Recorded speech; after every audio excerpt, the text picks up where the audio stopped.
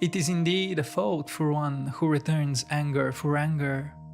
Not giving anger for anger, one wins a double victory. He behaves for the good of both himself and the other person. Knowing well the other's anger, he is mindful and remains calm. In this way, he is healing both himself and the other person.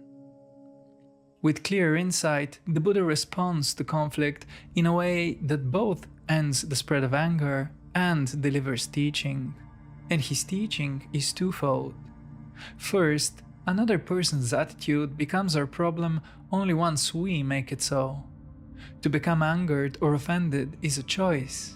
It's just that we make this choice unconsciously most of the time and don't realize there's an alternative. We get hijacked by anger and only propagate the same enmity that hurt us in the first place. But if we cultivate mindfulness, we make our minds less reactive and more capable of intelligent response to conflict. We do not identify with our emotions, and this allows us to consciously direct them, rather than be unconsciously directed by them. So, think about the last time you let anger take over. Could you have done something differently if you were more mindful? The second teaching in the Buddha's response to the Brahman is that those immersed in anger have their understanding obscured.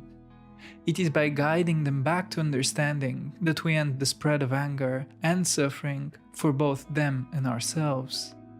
Sure, we don't get the satisfaction of putting them in their place by retaliating, but we get a much more precious prize: mutual peace and understanding. It's difficult to respond with such insight when you're stuck in traffic, or when your kid's shouting at you after a long day at work. But this ancient story tells us there are, in fact, constructive ways of responding to anger and healing the wounds it opens. It shows us even the most unpleasant displays of hatred can be a form of teaching, if we are ready to receive them as such.